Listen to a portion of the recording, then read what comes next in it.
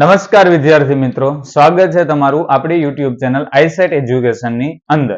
તો આપણે વિદ્યુત વિશે માહિતી મેળવતા હતા, જેમાં આપણે ગયા બે લેક્ચરની અંદર જોયું હતું વિદ્યુત પ્રવાહ અને વિદ્યુત સ્થિતિમાન એટલે શું, બંને એકબીજામાં કેવી રીતે ઇન્ટરકનેક્ટેડ છે એ પણ આપણે વાત કરી હતી. જો વિદ્યુત સ્થિતિમાન એટલે શું હતું તો કે V બરાબર W ના છેદમાં Q. આનો મતલબ શું થાય તો કે એકમ વીજભારને લઈ જવા માટે જેના ઉપર કાર્ય કરે છે એને વિદ્યુત સ્થિતિમાન કહેવાય. બરોબર. એવી જ રીતે વિદ્યુત પ્રવાહ I બરાબર શું થતું હતું Q by T. એનો મતલબ કે આ જે વિદ્યુત પ્રવાહને લઈ જવા માટે જે કાર્ય કરે છે અને આ શું છે તો કે જે વીજભાર જાય છે એ કેટલા સમયમાં જાય છે એને શું કહેવાય છે વિદ્યુત પ્રવાહ. તો આની આપણે માહિતી મેળવી હતી. હવે બંને એકબીજામાં કેવી રીતે ઇન્ટરકનેક્ટેડ છે કે કેમાં કેટલો ફેરફાર કરશું તો શું થશે, બરોબર છે, એની આપણે વાત કરીશું. તો હવે આવે છે ઓહમનો નિયમ. બરોબર. જે જ્યોર્જ સિમોન ઓહમ નામના વૈજ્ઞાનિકે આ નિયમની જાણકારી આપી. હવે ઓહમના નિયમની અંદર શું કહે છે, ઓહમનો નિયમ એવું કહે છે કે જે વિદ્યુત સ્થિતિમાન છે, બરોબર છે, એટલે કે વિદ્યુત સ્થિતિમાનનો તફાવત, વિદ્યુત સ્થિતિમાનનો જે તફાવત છે તે પરિપથમાંથી વહેતા વિદ્યુત પ્રવાહના કોના વિદ્યુત પ્રવાહના સમપ્રમાણમાં હોય છે. શું હોય છે? સમપ્રમાણમાં હોય છે. એનો મતલબ શું તો કે વિદ્યુત સ્થિતિમાન છે. કોણ છે? વિદ્યુત સ્થિતિમાન જે કોના સમપ્રમાણમાં છે તો કે વિદ્યુત પ્રવાહના. આવું કંઈક થાય. વિદ્યુત સ્થિતિમાન આપણે કહીએ છીએ V ચલે છે, વિદ્યુત પ્રવાહ એટલે કે I, એટલે V ચલે છે I હોય. આ સમપ્રમાણતાની નિશાની છે. હવે સમપ્રમાણતા શું કહેવા માંગે છે ખબર છે તો કે બંનેમાં ફેરફાર સરખો થશે. શું થશે? જો બંનેના મૂલ્ય સરખા નથી, મૂલ્ય સરખા હોય તો શું આવે V બરાબર I, પણ મૂલ્ય સરખા નથી, બંનેના મૂલ્ય જુદા જુદા છે પણ બંનેની અંદર ફેરફાર સરખો જોવા મળે. એટલે કે હું વિદ્યુત સ્થિતિમાન છે એ પેલા ગમે એટલો હોય, હવે જો એમાં હું વધારો કરીશ તો વિદ્યુત પ્રવાહ પણ શું થાય છે વધે છે. જો હું વિદ્યુત સ્થિતિમાનમાં ઘટાડો કરું છું તો વિદ્યુત પ્રવાહ પણ શું થશે ઘટે છે. એનો મતલબ બંનેની અંદર ફેરફાર કેવો થયો છે સરખો થયો છે. બરોબર. માનો કે હું પેલા એક 6 વોલ્ટની બેટરી લઉં છું, એ મને આપે છે 10 એમ્પિયર વિદ્યુત પ્રવાહ. ખાલી આંકડા એમને સમજવા માટે આપું છું. 6 વોલ્ટની બેટરી છે, એના તરફથી 10 એમ્પિયર વિદ્યુત પ્રવાહ ઉત્પન્ન થતો હોય. હવે 6 વોલ્ટની જગ્યાએ હું 12 વોલ્ટની બેટરી લઈ લઉં તો એના દ્વારા માનો કે 20 એમ્પિયર વિદ્યુત પ્રવાહનું વહન થતું હોય. તો જો પેલા જ્યારે 6 વોલ્ટની લીધી હતી ત્યારે 10 એમ્પિયર વિદ્યુત પ્રવાહ આપે. હવે વિદ્યુત સ્થિતિમાન વોલ્ટેજમાં શું કર્યો? વધારો કર્યો. તો પછી વિદ્યુત પ્રવાહમાં પણ શું થયું? વધારો થયો છે. એ પછી જેમ જેમ આપણે વોલ્ટેજ વધારતા જઈએ તેમ તેમ વિદ્યુત પ્રવાહ પણ શું થાય છે? વધતો જાય છે. અને એ વધારો છે એ હંમેશા સરખો હશે. એટલે આપણે શું કહીએ છીએ? V ચલે છે I. હવે હમણાં મેં જેમ કીધું એમ કે જેટલો વિદ્યુત સ્થિતિમાનનો તફાવત આપીએ છીએ એટલો વિદ્યુત પ્રવાહ મળતો નથી. એનો મતલબ કે કાંઈક ખૂટે છે. શું? કાંઈક ખૂટે છે. V બરાબર I કરવા માટે મારે કોઈ ત્રીજી વસ્તુ જોશે. શું કામ? તો કે જેટલો વિદ્યુત સ્થિતિમાન આપું છું એટલો વિદ્યુત પ્રવાહ મળતો નથી. એનો મતલબ કે જેટલા વોલ્ટેજ વિદ્યુત ભાર ઉપર જે કાર્ય થાય છે એ પૂરેપૂરો વિદ્યુત ભાર છે એ સમયની અંદર ત્યાંથી વહન થતો નથી. તો થોડો ઘણો વિદ્યુત ભાર છે એ પરિપથમાં ક્યાંક રોકાઈ જાય છે. બરોબર છે. જે વિદ્યુત પ્રવાહમાં પૂરેપૂરો રૂપાંતરિત થતો નથી. એ વિદ્યુત ભારનો જથ્થો છે એ ક્યાંક રોકાઈ જાય છે. બરોબર. જો આવી રીતે છે કે આવી રીતે કોઈ બેટરી છે, એમાં અહીંયા કોઈ બલ્બ છે, આવી રીતે એને જોડી દીધો, આ પ્લસ છેડો આ માઇનસ છેડો, અહીંયાથી માનો કે કંઈક વોલ્ટેજ આપે છે, બરોબર છે, એ વોલ્ટેજ દ્વારા વિદ્યુત પ્રવાહનું વહન થશે. હવે જેટલો વોલ્ટેજ આપે છે એટલો પૂરેપૂરો વિદ્યુત પ્રવાહ નથી મળતો. કાંઈક ખૂટે છે, કાંઈક અવરોધાય છે, પૂરેપૂરો મળતો નથી. એને સરખું કરવા માટે અહીંયા હું એક અચળાંક લઈ આવું. શું લઈ આવું? અચળાંક. અચ્છા, હું અહીંયા એવું કહું કે V ના છેદમાં I બરાબર જે વસ્તુ આવશે એ અચળ હશે. શું હશે? અચળ. એટલે એ કિંમત કેવી હશે? ફિક્સ જ હશે. જો હું તાર ઈને ઈ જ રાખું, બરોબર, તારમાં કઈ ફેરફાર કરતો નથી. પરિપથનો જે તાર છે, આ બેટરી છે, આ તાર છે, આ બલ્બ છે, અને આ પ્લસ છેડો આ માઇનસ છેડો, તાર ઈને ઈ જ છે. કોપરનો તાર લઈ લઈએ. ચાલો, કોનો તાર લીધો આપણે? કોપરનો. શું કામ? કોપર શું છે? વિદ્યુતના ઉત્તમ વાહક છે, એટલા માટે કોપરનો વાયર લીધો છે. હવે બીજી વસ્તુ કે અહીંયા હું બેટરી પેલા 6 વોલ્ટની લઉં, પછી 12 વોલ્ટની લઉં, પછી 24 વોલ્ટની લઉં. બેટરીમાં શું કરું છું? ફેરફાર કરું છું. તો પેલા 6 વોલ્ટની લીધી ત્યારે કેટલો વિદ્યુત પ્રવાહ જાય છે? તો કે 10 એમ્પિયર જાય છે. પછી 12 વોલ્ટની લીધી ત્યારે 20 એમ્પિયર વિદ્યુત પ્રવાહનું વહન થાય છે. પછી 24 વોલ્ટની લીધી ત્યારે 30 એમ્પિયર વિદ્યુત પ્રવાહનું વહન થાય છે. તો જેમ જેમ વોલ્ટેજ વધારું છું તેમ તેમ વિદ્યુત પ્રવાહ પણ શું થાય છે? વધે છે. એનો મતલબ બંનેનો ફેરફાર કેવો છે? સરખો છે. એટલે આ વેલ્યુ કેવી આવશે? અચળ આવશે. કેવી રીતે? જો પેલા જયારે મેં 6 વોલ્ટ લીધો વિદ્યુત સ્થિતિમાં ત્યારે વિદ્યુત પ્રવાહ કેટલો મળ્યો? 10. એનો મતલબ જવાબ શું આવશે? 0.6. બરોબર. હવે વિદ્યુત સ્થિતિમાન કેટલો કરી દીધો? તો કે 12 વોલ્ટ. તો ત્યારે વિદ્યુત પ્રવાહ કેટલો લીધો? તો કે 20 એમ્પિયર. તો એનું મૂલ્ય પણ કેવું આવ્યું? 0.6. બરોબર. એના પછી વિદ્યુત સ્થિતિમાન લીધો 24 વોલ્ટ. તો ત્યારે વિદ્યુત પ્રવાહ આવ્યો છે 30 એમ્પિયર. તો એનું મૂલ્ય પણ આવે 0.6. એનો મતલબ જો હું વિદ્યુત સ્થિતિમાન બદલાવું છું તો વિદ્યુત પ્રવાહ બદલે છે. વિદ્યુત સ્થિતિમાન બદલાવું છું તો વિદ્યુત પ્રવાહ બદલે છે. પણ એ બંનેનો જે ભાગાકાર કરું એનું મૂલ્ય કેવું આવે છે? દર વખતે અચળ જ આવે છે. એટલે કે મૂલ્ય કેવું છે? સરખું જ છે. જો તાર બદલાવું નહીં તો. એ શું કામ? હમણાં કહું. તાર શું કામ ન બદલાવું? તો આ જે વેલ્યુ છે, આ કિંમત છે, આ મૂલ્ય છે, કેવું આવે છે? અચળ આવે છે. એટલે એ અચળ મૂલ્ય જે આવે છે એ કોનું હોય છે? એના માટે એક સંજ્ઞા આપી દીધી છે જેને કહી દીધું આર. એટલે શું કીધું છે? તો કે અહીંયા આ સમપ્રમાણતાની નિશાની કાઢી તો V બરાબર હું લઉં છું IR, જ્યાં આર એટલે આર ને કહેશું આપણે અવરોધ. શું કહેશું? અવરોધ. જે એક અચળાંક છે કે જેનું મૂલ્ય કેવું હશે? જે તે વાયર માટે ફિક્સ હશે. જે તે વાયર માટે ફિક્સ હશે. જે ગમે એટલું આપણે વિદ્યુત સ્થિતિમાન બદલાવીએ તો વિદ્યુત પ્રવાહ બદલાશે, પણ આનું મૂલ્ય કેવું રહેશે? જે તે તાર માટે ફિક્સ જ રહેશે. શું કામ? તો કે આમાં જેટલો વધારો થાય એટલો જ આમાં વધારો થશે, આમાં જેટલો ઘટાડો કરો એટલો જ. ટૂંકમાં ફેરફાર બંનેમાં સરખો જ થાય. તો એનું જે મૂલ્ય આવે તો બધામાં સરખું જ આવવાનું છે ને. હમણાં આપણે જોયું બધામાં આર નું મૂલ્ય કેવું હતું? તો કે 0.6 હતું કે નહીં? તો આર શું છે? એક પ્રકારનો અચળાંક છે જેને કહી દીધું અવરોધ. હવે વસ્તુ શું છે? અવરોધ એટલે શું એ સમજો. કે જો હું અહીંયાથી વિદ્યુત સ્થિતિમાન એટલે કે 12 વોલ્ટની બેટરી છે એ અવરોધ આપું, સોરી વિદ્યુત સ્થિતિમાન કેટલું આપું છું? 12 વોલ્ટ. કેટલો આપ્યો? 12 વોલ્ટ. આ પ્લસ છેડો, આ માઇનસ છેડો. તો અહીંયાથી એ વિદ્યુત પ્રવાહનું વહન કરાવશે. 12 વોલ્ટની બેટરી શું કરાવશે? વિદ્યુત પ્રવાહનું વહન. તો 12 વોલ્ટની બેટરી માનો કે ઓમ વાસ્તવિકતામાં એને આપવો જોઈએ 15 એમ્પિયર વિદ્યુત પ્રવાહ. કેટલો આપવો જોઈએ? 15 એમ્પિયર. ખાલી આંકડો છે, સમજવા માટે સમજો. બાકી એવું ન હોય. 12 વોલ્ટની બેટરી છે, માનો કે 15 એમ્પિયર વિદ્યુત પ્રવાહ આપે છે, ઉત્પન્ન કરે છે. પણ તમે જો આ પરિપથમાં એ મીટર જોડો તો એ મીટરની અંદર તમને 10 એમ્પિયર જ વિદ્યુત પ્રવાહ બતાવશે. એનો મતલબ 1 સેકન્ડમાં 10 કુલમ વીજભાર આવે છે. આમાં કેટલો આવતો હતો? 1 સેકન્ડમાં 15 કુલમ વીજભાર. એ થાય ને 15/1 એટલે 15 એમ્પિયર. એટલે 15 કુલમ વીજભાર આવે છે.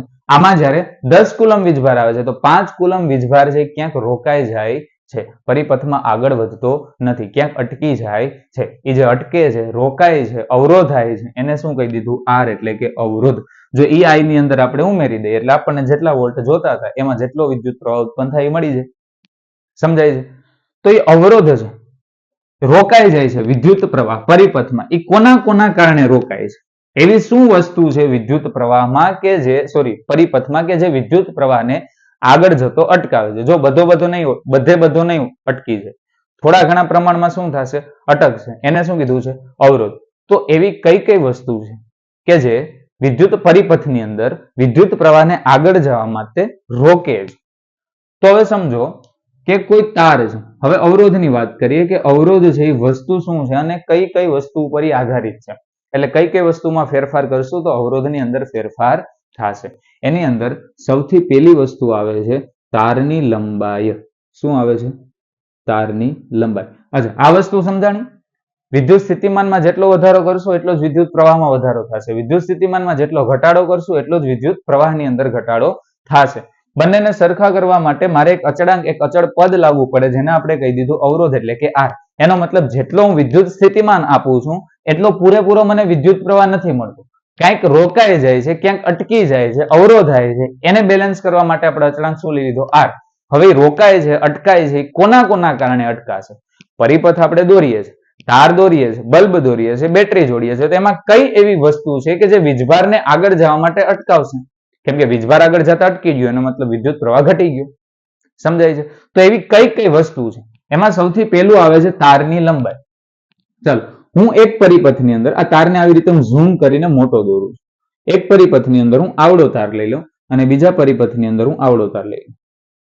આવી રીતે બે તાર લીધા છે.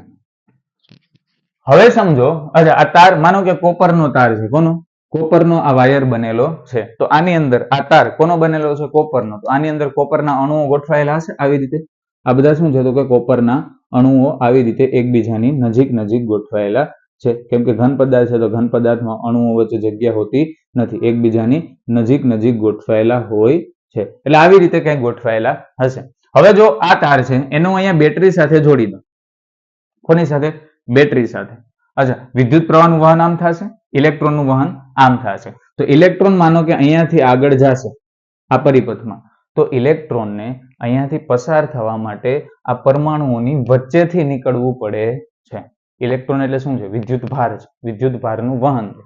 ઇલેક્ટ્રોનને અહીંયાથી વહન થવા માટે શું કરવું પડે છે? તો કે આ જે પરમાણુ છે એની વચ્ચેથી જગ્યા કરીને નીકળવું પડે છે. શું કરવું પડે છે? જગ્યા કરીને નીકળવું પડે છે. એટલા માટે આ જે પરમાણુ છે એ એક પ્રકારે આ વિદ્યુત ભાર માટે શું ઉભો કરશે? તો કે એક અવરોધ ઉભો કરશે, એક નડતર ઊભી કરશે કે જે ઇલેક્ટ્રોનને આગળ જવા માટે શું કહેવાય? એક પ્રકારનું વચ્ચે અવરોધ જેવી વસ્તુ આવી જાય કે જે ઇલેક્ટ્રોન જેટલા સ્પીડથી જવા જોઈએ એટલા સ્પીડથી જશે નહીં, જેટલા સમયમાં જેટલા વિદ્યુત પ્રવાહ જવા જોઈએ એટલા જશે નહીં. શું કામ? તો કે નડતર રૂપે શું આવી ગયા? તો કે આ પરમાણુ કે જે આ ઇલેક્ટ્રોનને આગળ જવા માટે કંઈક રોકે છે. તો જે માનો કે મેં કીધું હતું 12 વોલ્ટની બેટરી છે ને 10 એમ્પિયર વિદ્યુત પ્રવાહ આપવો હોય એનો મતલબ કે 10 કુલમ વીજભારને લઈ જવા હોય, પણ 15 એમ્પિયરની વાત થઈ હતી ને કે વાસ્તવિકતામાં 15 કુલમ વીજભારનું વહન થતું હશે, પણ થાય છે કેટલું? તો કે 10 એમ્પિયર. એનો મતલબ 10 કુલમ વીજભારનું વહન થાય છે. એનો મતલબ કે અહીંયાથી અહીંયા સુધી 10 કુલમ વીજભાર આવે છે. બીજા 5 કુલમ જે અહીંથી આને નીકળવામાં થોડીક નડતર ઊભી કરે છે. પરમાણુની વચ્ચેથી બીજા 5 કુલમ વીજભારને અહીંથી નીકળવા માટે નડતર ઊભી કરે છે. તો એ નડતર શું છે? તો કે આ તારની અંદર રહેલા પરમાણુઓ. તો હવે હું બે પ્રકારના તાર લઉં છું. એક તાર મેં આવડો લીધો છે, બરોબર, તારની લંબાઈ છે, એને હું L1 કહી દઉં. બીજો તાર છે જેની લંબાઈ L2 કહી દઉં. લંબાઈ લેન્થ ઉપરથી એનો શું કીધું? L. હવે આ તારને હું બેટરી સાથે જોડું, બરોબર, આ પ્લસ છેડો. અચ્છા, આમાંય પરમાણુ હશે આવી રીતે ગોઠવાયેલા છે. હવે આમાં ઇલેક્ટ્રોનનું વહન થશે. તો કેમાં ઇલેક્ટ્રોન વધારે ઝડપથી નીકળી શકશે બહાર? આમાંથી. શું કામ? લંબાઈ કેવી છે? ઓછી. તો એને ઓછા અણુઓની વચ્ચેથી નીકળવું પડે. આમાં અણુઓની સંખ્યા વધારે હતી તો એમાંથી ઇલેક્ટ્રોનને નીકળવા માટે થોડીક વધારે મહેનત કરવી પડે, થોડોક વધારે અવરોધ થાય. તો આની અંદર પરમાણુની સંખ્યા એટલે કે તારની લંબાઈ કેવી છે? તો કે તારની લંબાઈ વધારે છે. કેવી? તારની લંબાઈ વધારે છે. આ પરિસ્થિતિમાં આ તારની વાત કરું, તારની લંબાઈ વધારે છે એટલે ઇલેક્ટ્રોનને આ બાજુથી આ બાજુ જવા, વીજભારને આ બાજુથી આ બાજુ જવા માટે કંઈક અવરોધ વધારે છે. અવરોધ વધારે છે. તો જેમ તારની લંબાઈ વધારે હશે એમ અવરોધ પણ શું હશે? વધારે. તો વિદ્યુત પ્રવાહ કેવો હશે? ઓછો. શું કામ? અવરોધ વધારે હોય તો વિદ્યુત પ્રવાહ એટલો બધો નહીં મળે. અવરોધ કોઈ વસ્તુ રોકતી હોય, ઇલેક્ટ્રોનને જાય, જો વધારે જાય એનો મતલબ વિદ્યુત પ્રવાહ વધારે. પણ જો હવે અવરોધ વધ્યો એનો મતલબ ઇલેક્ટ્રોન એટલા નથી જતા, એનો મતલબ વિદ્યુત પ્રવાહ ઘટી ગયો. આ સમજાણું? હવે બીજી વસ્તુ કે આમાં તારની લંબાઈ કેવી છે? ઓછી. તારની લંબાઈ કેવી છે? તો કે ઓછી. તો એમાં અવરોધ કેવો હશે? ઓછો. શું કામ? ઇલેક્ટ્રોન સરળતાથી આમાં જેટલી વાર લાગતી હતી એટલે આમાં નહીં વાર લાગે. તો આમાં વિદ્યુત પ્રવાહ વધારે હશે. શું કામ? તો કે ઇલેક્ટ્રોન છે વધારે પ્રમાણમાં જઈ શકે, તો કે અવરોધ ઓછો હોય. તો તારની લંબાઈ ઓછી એમ અવરોધ શું થશે? ઓછો. જો સમજો આ તાર મોટો છે, પરમાણુઓ વધારે છે, તો ઇલેક્ટ્રોનને નડતર વધી. ઇલેક્ટ્રોનને વિદ્યુત ભારને જવા માટે નડતર વધી, એનો મતલબ અવરોધ વધ્યો. અહીંયા તારની લંબાઈ નાની છે તો ઇલેક્ટ્રોન માટે એટલા બધા પરમાણુ નડતરમાં નથી, થોડાક ઓછા છે, તો અવરોધ શું થાય? ઘટે. તો પછી જો બંનેની અંદર ફેરફાર કેવો છે? સરખો છે. જો તારની લંબાઈ વધારું એમ અવરોધ શું થશે? વધશે. તારની લંબાઈ ઘટાડું એમ અવરોધ શું થશે? ઘટશે. એનો મતલબ બંનેમાં ફેરફાર કેવો થાય છે?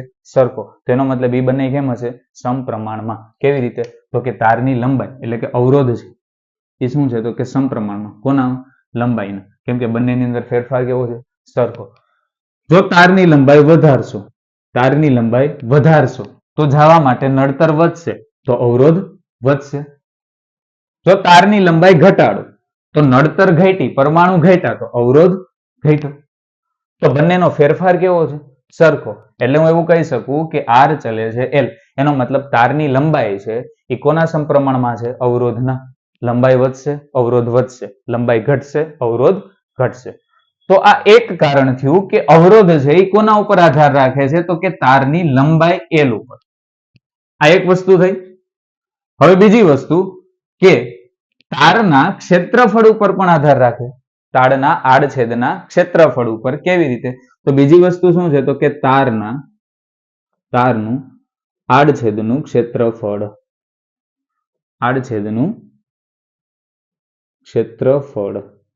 હવે તારનું આડછેદનું ક્ષેત્રફળ એનો મતલબ શું?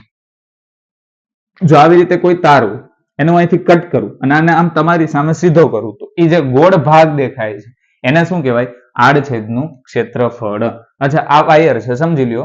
આ વાયર છે, આને હું તમારી સામે આમ કરું તો આ જે ગોળ ભાગ દેખાય છે, વાયરમાં આવું જ દેખાશે. આ જે ગોળ ભાગ છે એને શું કહેવાય? તારનું આડછેદનું એનું આપણે ક્ષેત્રફળ જોવાનું છે. જો હવે કોઈ વિચારો કે તાર આવી રીતે છે, આ સમજે? આવી રીતે આનો ભાગ આવડો છે, જે ગોળ ભાગ છે, અને કોઈ બીજો તાર છે એમાં એ ગોળ ભાગ છે એ આવડો છે. એનો મતલબ તાર કેવો હશે? જાડો. આ તાર કેવો હશે? પાતળો હશે. સમજાણું? આ તાર પાતળો છે, આ તાર જાડો છે, એટલે આ જે ક્ષેત્રફળ છે એ વધારે છે. અચ્છા, આ બે માંથી કેમાંથી વિદ્યુત ભાર એટલે કે કેમાંથી ઇલેક્ટ્રોન વધારે જઈ શકે? તો કે આમાંથી. જો આમાંથી 1, આ 2 ગયો, આ 3, આ 4, આ 5 અને આ 6 ઇલેક્ટ્રોન જઈ શકે. જ્યારે આની અંદર 1, 2, 3 અને 4 વધીને કેટલા ગયા? 4. એનો મતલબ જેમ તારનું આડછેદનું ક્ષેત્રફળ વધારે, જેમ તારનું આડછેદનું ક્ષેત્રફળ કેવું છે? તો કે ક્ષેત્રફળ વધારે, એમ ઇલેક્ટ્રોન કેવા જાય છે? તો કે વધારે. જો ઇલેક્ટ્રોન વધારે જતા હોય એનો મતલબ કે એ જે સમયની અંદર જે વિદ્યુત ભાર છે, ઇલેક્ટ્રોન એટલે શું છે? એક વિદ્યુત ભાર છે, વીજભાર છે. જો એ વધારે જતો હોય તો વિદ્યુત પ્રવાહ શું થશે? I વધારે. કેમ કે એ સમયની અંદર વિદ્યુત પ્રવાહ જેટલો વધારે જશે, વિદ્યુત ભાર જેટલો વધારે જશે એટલે વિદ્યુત પ્રવાહ શું થશે? વધારે. તો વિદ્યુત પ્રવાહ વધારે હોય તો અવરોધ ઓટોમેટિક કેવો હશે? ઓછો. અવરોધ શું હોય? ઓછો. સમજાય? જો આ વસ્તુ અહીંયા સમજવી હોય ને તો સમજો. અહીંયા હું આર ને કરતા બનાવું. કોને? આર ને. તો આર બરાબર શું થશે? તો કે આર બરાબર v ના છેદમાં i. તો અહીંયા આર અને i કેવા છે? એકબીજાના વ્યસ્ત પ્રમાણ છે. જો આમ હશે, આર ચલે છે 1 ના છેદમાં i. તો વિદ્યુત પ્રવાહ વધે તો અવરોધ ઘટે, વિદ્યુત પ્રવાહ ઘટે તો અવરોધ વધે. બંને એકબીજાના વ્યસ્ત પ્રમાણ છે. તો અહીંયા વિદ્યુત પ્રવાહમાં વધારો થતો હોય તો અવરોધ ઓટોમેટિક કેવો થાય? ઓછો. શું કામ? તો કે ઇલેક્ટ્રોન વધારે જાય છે ને. જ્યારે આમાં તારનું ક્ષેત્રફળ નાનું છે એનો મતલબ કે ઇલેક્ટ્રોન ઓછા જાય, એનો મતલબ અવરોધ વધ્યો. સમજાય છે? એનો મતલબ ક્ષેત્રફળ જેમ ઓછું શું થશે? ક્ષેત્રફળ જેમ ઓછું તેમ અવરોધ શું થયો? તો કે અવરોધ ઓટોમેટિક વધી ગયો. કેમ કે એટલા બધા ઇલેક્ટ્રોન નહીં જાય તો એટલો બધો વિદ્યુત પ્રવાહ નહીં બને, તો વિદ્યુત પ્રવાહ ઓછો થયો તો અવરોધ વધી ગયો. તો જેમ ક્ષેત્રફળ ઓછું અવરોધ વધારે, જેમ ક્ષેત્રફળ વધારે અવરોધ ઓછો. કેમ કે જગ્યા વધારે મળી, વધારે ઇલેક્ટ્રોન જશે, વિદ્યુત પ્રવાહ વધશે તો અવરોધ ઘટશે. તો ક્ષેત્રફળ અને અવરોધ બંને એકબીજાના શું છે? તો કે વ્યસ્ત પ્રમાણ કહેવાય. શું કામ? તો કે બંનેની અંદર ફેરફાર જુદો જુદો થાય છે. કેવી રીતે? તો કે એક વસ્તુ ઘટે છે તો એક વસ્તુ વધે છે. જેમ શું કીધું હમણાં કે જેમ તારનું ક્ષેત્રફળ છે, ક્ષેત્રફળ વધે, ઇલેક્ટ્રોન વધારે ગયા તો અવરોધ ઘટે. બરોબર? ક્ષેત્રફળ ઘટે, ઇલેક્ટ્રોન ઓછા જશે તો અવરોધ વધે. તો બંને એકબીજાના શું છે? વ્યસ્ત પ્રમાણ છે. હું આવું કહી શકું, આર ચલે છે 1 ના છેદમાં a. આનો મતલબ શું છે?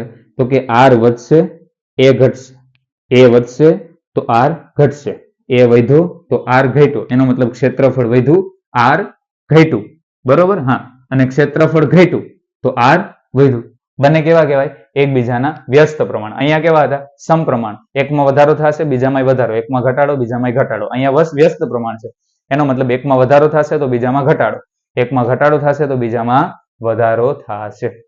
સમજે? એટલા માટે જોયું હોય તો વધારે વોલ્ટેજ વાળી વસ્તુ હોય એમાં જે તાર હોય ને એ વધારે જાડો હોય. આપણે નોર્મલી ટીવી લાઇટ અને પંખા માટે જે તાર વાપરીએ છીએ એકદમ પાતળો હશે. જ્યારે આપણે જોયું હોય કે ટીવીનો જે વાયર હોય અથવા ફ્રીજનો જે વાયર હોય એ જાડો, કોની સરખામણીમાં બલ્બ અને પંખાની સરખામણીમાં જેની અંદર જે વાયર હોય એના કરતા ટીવી અથવા ફ્રીજની અંદર જે તાર હોય છે એ જાડો હોય. શું કામ? કેમ કે ટીવી છે, ફ્રીજ છે, એને બલ્બની સરખામણીમાં વિદ્યુત પ્રવાહ કેવો જોતો હોય? વધારે જોતો હોય. જો એમાં તાર પાતળો હશે તો અવરોધ કેવો હશે? વધારે હશે. જો તાર જાડો હોય તો અવરોધ ઓછો થશે, તો વિદ્યુત પ્રવાહનું વહન વધારે થશે. તો ફ્રીજને જેટલો જોઈએ છે એટલો વિદ્યુત પ્રવાહ મળશે. એટલે અવરોધ છે એ બીજે કયા વસ્તુ ઉપર આધાર રાખે? તો કે તારના આડછેદના ક્ષેત્રફળ ઉપર. તો બીજી વસ્તુ થઈ કે તારના આડછેદનું ક્ષેત્રફળ એટલે કે આર ચલે છે શું થશે? 1/a. આ બે વસ્તુ થઈ. બે વસ્તુને ભેગી કરું તો કંઈક આવું બનશે. આર ચલે છે L/a. આર છે એલ ના સમપ્રમાણમાં છે અને એના વ્યસ્ત પ્રમાણમાં છે. એનો મતલબ કે લંબાઈમાં વધારો કરશું, આર વધશે. લંબાઈમાં ઘટાડો કરું, આર ઘટશે. ક્ષેત્રફળમાં વધારો કરું, આર ઘટશે. ક્ષેત્રફળમાં ઘટાડો કરું, આર વધશે. ટૂંકમાં આમાં જો વધારો થાય તો આમાંય વધારો થશે. જો આમાં વધારો થશે તો આમાં ઘટાડો થશે. આ બે વ્યસ્ત પ્રમાણ છે, આ સમપ્રમાણ. સમજાણું? હજી સરખું નથી. એનો મતલબ કે લંબાઈ અને ક્ષેત્રફળના કારણે તો અવરોધ આવે જ છે, પણ જો અહીંયા બરાબર જ, એનો મતલબ કે આ બેના કારણે જે અવરોધ આવે છે આના જેટલો હોય એટલે સરખું થઈ. પણ બરાબર નથી. આની નિશાની છે. જો એની નિશાની મારે કાઢવી હોય અને બરાબર લાવવું હોય તો ત્યાં અચળાંક આવશે રો, L/a. જ્યાં આને શું કહેશું આપણે? તો કે રો. નામ શું આપશું? રો. રો કહેવાય પણ રો કહેશું. જેને કહેશું આપણે સમપ્રમાણતા અચળાંક. એટલે કે સમપ્રમાણની નિશાની હટાવતા જે અચળાંક મૂકીએ છે એને શું કીધું છે? રો. એનો મતલબ કે અવરોધ છે એ લંબાઈ, ક્ષેત્રફળ આ બે વસ્તુ ઉપર તો આધાર રાખે છે. હજી ત્રીજી વસ્તુ છે જેને કીધું રો. તો એ કોના કોના ઉપર આધાર રાખે છે? તો એના માટે સમજીએ. ત્રીજી વસ્તુ આવે છે કે આ બે વસ્તુ ઉપર તો આધાર રાખે છે, લંબાઈ અને ક્ષેત્રફળ. ત્રીજી વસ્તુ શું છે? તો કે તારનો પ્રકાર અથવા તારનો ગુણધર્મ, બંને ગમે કહી દો. તારનો પ્રકાર અથવા ગુણધર્મ અને તારનું તાપમાન. આ ત્રીજી વસ્તુ એવી છે કે જે અવરોધ ઉપર આધારિત છે. અવરોધ આના ઉપર આધારિત છે. કઈ વસ્તુ છે? તારનો પ્રકાર. અચ્છા, હું એવું કહી દઉં, એક કોપરનો વાયર લો અને એક સિલ્વરનો વાયર લો. બરોબર છે? આવી રીતે બે વાયર લઈ લીધા. આ કોનો વાયર છે? કોપરનો. આ કોનો વાયર છે? સિલ્વરનો. હવે હું એવું કહું કે જે કોપરનો વાયર છે એની લંબાઈ છે 2 મીટર છે. એનું આડછેદનું ક્ષેત્રફળ એટલે કે એ પણ છે 2 મીટર સ્ક્વેર. આની લંબાઈ 2 મીટર છે, આના આડછેદનું ક્ષેત્રફળ પણ 2 મીટર સ્ક્વેર છે. એટલે બંનેની લંબાઈ અને ક્ષેત્રફળ બંને કેવું કરી દીધું? સરખું. એનો મતલબ કે બંને માટે સૂત્ર તો આ જ છે. આર ચલે છે L/a. આના માટે આર ચલે છે L/a. એનો મતલબ જો બંને માટે આર અને એલ અને એ સરખા હોય, આનું મૂલ્ય 2/2, આનું મૂલ્ય 2/2 થશે ને? લંબાઈ અને ક્ષેત્રફળ સરખા. તો આનું મૂલ્ય કેટલું આવ્યું? 1. આનું મૂલ્ય કેટલું આવ્યું? 1. બંનેનો અવરોધ કેટલો થયો? 1. જો તાર જુદા જુદા લીધા તો ગણતરી ઉપરથી અવરોધ 1 આવ્યો, પણ ઓમ જોવા જાય તો બંનેની અંદર અવરોધ છે એ જુદો જુદો જોવા મળે છે. કેવો જોવા મળે? જુદો જુદો જોવા મળે. એનો મતલબ કે લંબાઈ અને ક્ષેત્રફળ પર તો આધાર રાખે જ છે અવરોધ, પણ ત્રીજી વસ્તુ શું છે? તો કે તારનો પ્રકાર, એના ઉપર આધાર રાખે છે. કેમ કે જો મેં લંબાઈ અને ક્ષેત્રફળ બંનેના સરખા કરી દીધા, એનો મતલબ બંનેનો અવરોધ સરખો આવવો જોઈએ, પણ સરખો આવતો નથી. શું કામ? એક કોપરનો વાયર છે, એક સિલ્વરનો વાયર છે, તો બંનેના અણુઓ જુદા જુદા હશે, બંનેના અણુની સાઈઝ જુદી જુદી હશે. કોપરના અણુ માની લો કે નાના હશે તો સિલ્વરના મોટા અણુ હશે, તો એમાંથી ઇલેક્ટ્રોનને વધારે જવા માટે વધારે તકલીફ થાય. મોટા અણુ હોય, નાના અણુ છે, મોટા અણુ હશે તો એમાંથી વચ્ચેથી ઇલેક્ટ્રોનને જવા માટે વધારે તકલીફ પડતી હોય. આમાં નાના અણુ છે તો ઇલેક્ટ્રોનને એટલી બધી તકલીફ પડે નહીં, તો આમાં અવરોધ ઓછો પણ બને, આમાં અવરોધ વધારે પણ બને. તો ત્રીજી વસ્તુ જે છે કે કોના શું છે? તો કે તારનો પ્રકાર અથવા તારનો ગુણધર્મ, બંને ગમે કહી દો. હમણાં આપણે વાત કરી એમ અવરોધ કઈ કઈ વસ્તુ ઉપર આધાર રાખે? સૌથી પહેલું તારની લંબાઈ, બીજી વસ્તુ છે તારના આડછેદનું ક્ષેત્રફળ, તારના આડછેદનું ક્ષેત્રફળ, અને ત્રીજી વસ્તુ હતું તારનો પ્રકાર અથવા તારનો ગુણધર્મ અને તારનું તાપમાન. આ ત્રણ વસ્તુ ઉપર અવરોધ છે એ આધાર રાખે. એનો મતલબ કે જો આ ત્રણ વસ્તુની અંદર આપણે ફેરફાર કરશું ને તો અવરોધના મૂલ્યમાં ફેરફાર થશે. આપણી પાસે સૂત્ર શું હતું? V બરાબર I R. જ્યાં અમારે R ને કરતા બનાવવો હોય તો શું થશે? V ના છેદમાં I. એનો મતલબ કે જો આ સૂત્રની અંદર જો ઓમ જોવા જાય તો R છે એ V એટલે કે વિદ્યુત સ્થિતિમાનના સમપ્રમાણમાં છે અને I ના વ્યસ્ત પ્રમાણમાં છે. 1/I અને R બરાબર V. જો V અને I માં ફેરફાર કરશું તો R ની અંદર કોઈ પણ જાતનો ફેરફાર થશે નહીં. ધ્યાનથી સાંભળજો. જો તારની લંબાઈ એટલે R હતો એ લંબાઈના સમપ્રમાણમાં હતું. તારના આડછેદનું ક્ષેત્રફળના વ્યસ્ત પ્રમાણમાં હતું અને આ બે વસ્તુ છે એ શું હતું? તો કે રો એટલે કે અવરોધકતા. જેને શું કહેશું આપણે? અવરોધકતા. આના ઉપર આધાર રાખે છે. એટલે R ચલે છે અહીંયા શું કરી શકું? તો કે R ચલે છે L ના છેદમાં A. બંને વસ્તુને ભેગી કરી દઈએ. ચલે છે ની નિશાની કાઢો અને સમપ્રમાણતા અચળાંક હું મૂકીશ રો L upon A એટલે કે સમપ્રમાણતા અચળાંક થયો રો, જેને આપણે કહેશું અવરોધકતા. આનો મતલબ શું? કે અવરોધ છે એ લંબાઈ અને ક્ષેત્રફળ ઉપર તો આધાર રાખે જ છે, પણ ત્રીજી વસ્તુ શું છે? તો કે તારનો પ્રકાર અને તાપમાન. એ શું છે? તો કે અવરોધકતા. એના ઉપર પણ આધાર રાખે છે. એટલે અવરોધ છે એ આ ત્રણ વસ્તુ ઉપર આધારિત છે. એટલે અહીંયા બીજું સૂત્ર, આ R નું એક સૂત્ર થાય, બીજું સૂત્ર થાય R બરાબર રો L upon A. જો હવે સમજો, કોઈ તારની અંદર હું વિદ્યુત સ્થિતિમાનમાં ફેરફાર કરું તો અવરોધ ઓટોમેટિક ફેરફાર થવાનો છે. વોલ્ટેજમાં ફેરફાર કરશું એટલે અવરોધ છે એ ઓટોમેટિક ફેરફાર થશે. હમણાં આપણે વાત કરી ને કે જો માનો કે હું આવી રીતે કોઈ બે તાર લઈ લઉં. ચાલો, આ એક બલ્બ છે, આ પ્લસ આ માઇનસ, બીજો કોઈ એક પરિપથ છે એવી રીતે, બરોબર છે. આ સોરી, અહીંયા એક બલ્બ છે, આવી રીતે છે. હવે માનો કે અહીંયા હું 6 વોલ્ટ વિદ્યુત પ્રવાહ આપું છું, સોરી વોલ્ટેજ આપું છું અને અહીંયા 12 વોલ્ટ વિદ્યુત સ્થિતિમાન એટલે કે વોલ્ટેજ આપું છું. તો શું થશે? 6 વોલ્ટ વિદ્યુત સ્થિતિમાનનો તફાવત આપું છું ત્યારે આની અંદરથી વિદ્યુત પ્રવાહનું વહન થાય છે 10 એમ્પિયર. અને જ્યારે 12 વોલ્ટનો વિદ્યુત સ્થિતિમાનનો તફાવત રાખું છું ત્યારે આની અંદરથી જે વિદ્યુત પ્રવાહ વહે છે એ છે 20 એમ્પિયર વહે છે. એનો મતલબ શું થયો? જ્યારે વિદ્યુત સ્થિતિમાનનો તફાવત છે એ વધાર્યો, 6 વોલ્ટમાંથી 12 વોલ્ટ કર્યો, તો પછી વિદ્યુત પ્રવાહ પણ ઓટોમેટિક શું થશે? વધશે. તો હવે જો મારે જો આમ કેવું હોય કે અહીંયા શું થશે? જો R બરાબર, જો V ની કિંમત મૂકું, કેટલી કરું? V એટલે પેલામાં કેટલી છે? 6 વોલ્ટ અને એમાંથી વિદ્યુત પ્રવાહ કેટલો છે? 10 એમ્પિયર. એટલે અવરોધ કેટલો આવ્યો? 0.6. હવે હું જો અહીંયા આમ જોવા જઈએ સૂત્રમાં કે વિદ્યુત સ્થિતિમાનમાં જો વધારો કરશું એટલે 6 વોલ્ટની જગ્યાએ 12 વોલ્ટ કરું તો અવરોધ શું કરવો જ જોઈએ ને? બદલવો જ જોઈએ ને? હમણાં આપણે વાત કરી એમ, લંબાઈ વધારશો અવરોધ વધશે, ક્ષેત્રફળ વધારશો અવરોધ ઘટશે. એનો મતલબ કે વધારો ઘટાડો તો થાય છે. તો અહીંયા પણ V માં વધારો કરશું તો R ઘટવો જોઈએ કે નહીં? પણ એવું થશે નહીં. શું કામ? V માં વધારો કરશું તો છે ભેગો ભેગો I માં વધારો થવાનો જ છે. જો વોલ્ટેજ વધારો તો વિદ્યુત પ્રવાહ વધે.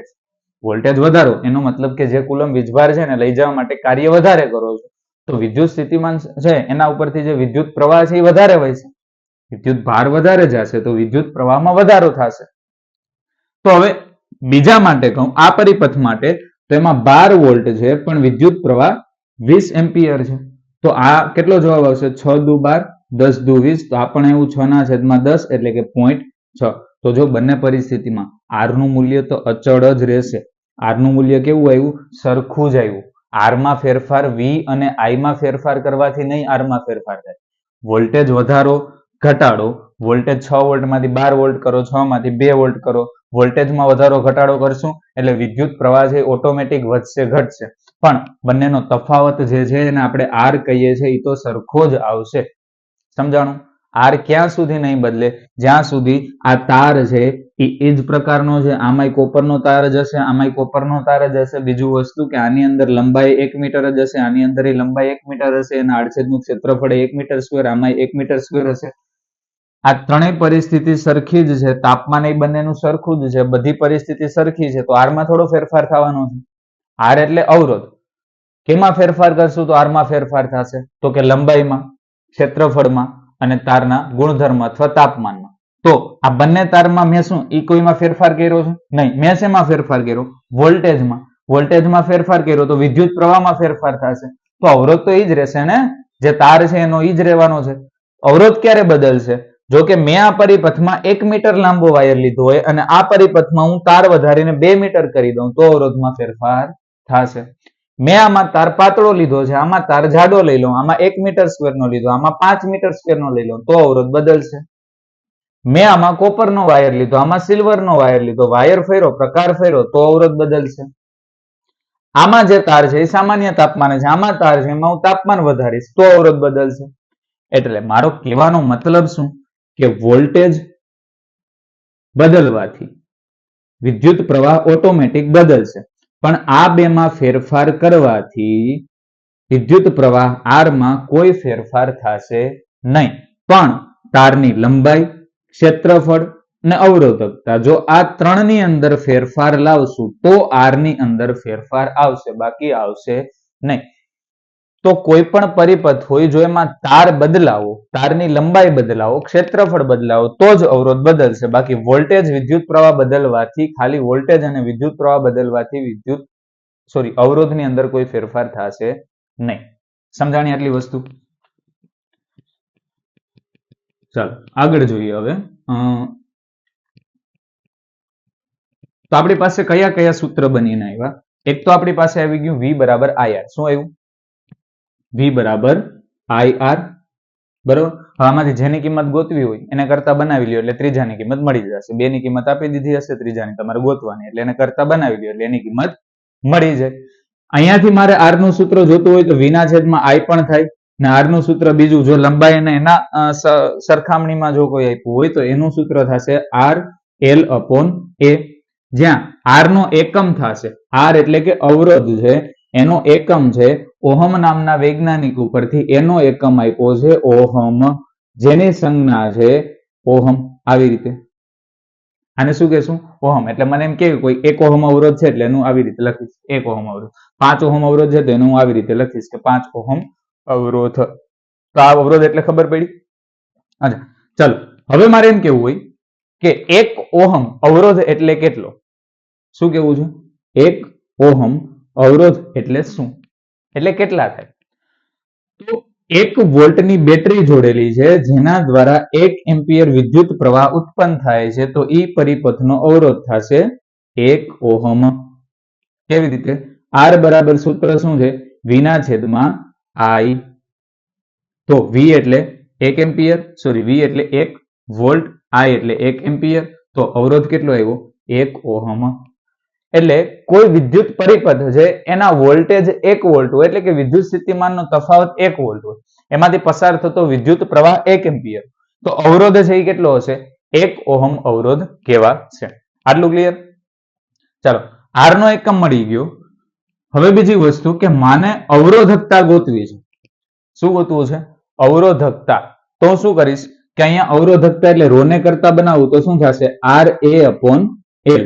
આ A આના ગુણાકારમાં, L એના ભાગાકારમાં, એટલે શું બન્યું? R A upon L. આ શું મળે મને? અવરોધકતા. હવે અવરોધકતાનો એકમ મારે કેવો હોય? શું કેવું હોય? અવરોધકતાનો એકમ. તો અહીંયા જો R નો એકમ હમણાં આપણે કીધું શું હોય? ઓહમ. પછી ક્ષેત્રફળ છે તેનો એકમ શું થાય? Metre square. ક્ષેત્રફળ બરાબર શું થાય? ક્ષેત્રફળ બરાબર શું થશે? જો કોનું ક્ષેત્રફળ કીધું છે? તારના આડછેદનું ક્ષેત્રફળ, આનું ક્ષેત્રફળ. એટલે આ શું છે? વર્તુળ. વર્તુળનું ક્ષેત્રફળ કેટલું હોય? પાઈ આર સ્ક્વેર. તો ક્ષેત્રફળમાં R એટલે શું થાય? તારની ત્રિજ્યા. ત્રિજ્યા કેમાં હશે? કેમાં હશે? મીટરમાં. અને R નો સ્ક્વેર એટલે એકમ શું થયો? Metre square. એટલે એનો એકમ આવ્યો મીટર સ્ક્વેર. છેદમાં લંબાઈ એટલે તારની લંબાઈ કેમાં હશે? મીટરમાં. 1 મીટર, 2 મીટર, 3 મીટર. તો મીટર મીટર કેન્સલ. તો ઓહમ અવરોધકતા રો નો એકમ શું આવ્યો? Ohm into metre. જ્યાં R નો એકમ શું હતો? તો કે ઓહમ.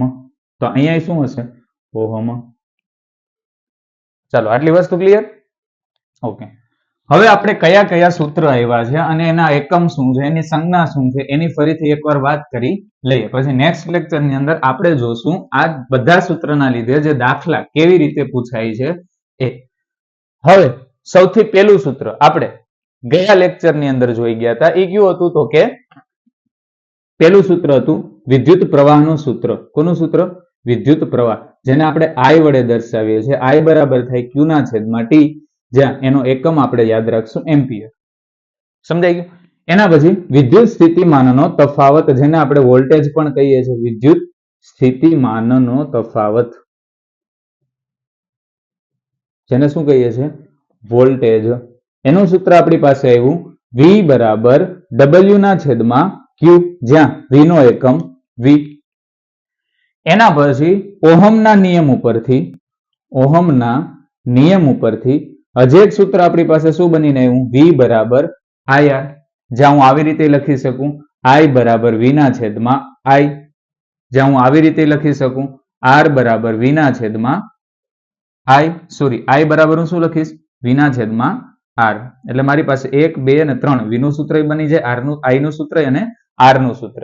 હવે અવરોધ છે એ ગોતવો તો એના માટેનું સૂત્ર હતું R બરાબર રો L અપોન A, જ્યાં R નો એકમ હતો ઓહમ. બીજી વસ્તુ કે જો રો ગોતવું હોય તો R A અપોન L થાય.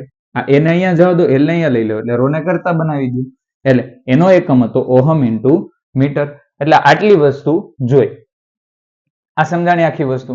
જો વિદ્યુત પ્રવાહ એટલે બીજું કંઈ નથી, તારમાંથી કેટલા સમયમાં કેટલો વિદ્યુત ભાર જાય છે એને શું કહેશું? વિદ્યુત પ્રવાહ. વિદ્યુત સ્થિતિમાનનો તફાવત એટલે શું? તો કે વીજભાર જાય છે એના ઉપર કેટલું કાર્ય કરીએ છે એને શું કહેવાય? વિદ્યુત સ્થિતિમાન. પછી ઓહમનો નિયમ શું કહેતો હતો? કે વિદ્યુત પ્રવાહ અને વિદ્યુત સ્થિતિમાનનો તફાવત બંને સમપ્રમાણમાં છે. એનો મતલબ કે વોલ્ટેજ વધારશું, વિદ્યુત પ્રવાહ ઓટોમેટિક વધશે. વોલ્ટેજ ઘટાડશું, વિદ્યુત પ્રવાહ ઓટોમેટિક ઘટશે. પણ જે વસ્તુ હતી કે જેટલા વોલ્ટેજ આપીએ છીએ એટલો વિદ્યુત પ્રવાહ નહોતો મળતો, એ શું હતું? તો કે અવરોધ R. કે કોના ઉપર આધાર રાખે? તો કે તારની લંબાઈ, તારનું ક્ષેત્રફળ, તારનો પ્રકાર અથવા તાપમાન. આ ત્રણ વસ્તુ ઉપર આધાર રાખે તો R બદલે. V અને I માં ફેરફાર કરવાથી R બદલતો નથી. V અને I માં ફેરફાર કરવાથી R બદલતો નથી. R ક્યારે બદલશે? જો લંબાઈ, ક્ષેત્રફળ અથવા તારમાં ફેરફાર કરશું તો R માં ફેરફાર એટલે કે અવરોધમાં ફેરફાર થશે. ચાલો આટલી વસ્તુ ક્લિયર. તો અહીં સુધી રાખીએ. નેક્સ્ટ લેક્ચરની અંદર આપણે આ સૂત્રના ઉપયોગથી દાખલા કેવી રીતે ગણવાના થશે એ જોશું. ચાલો, થેન્ક યુ વેરી મચ.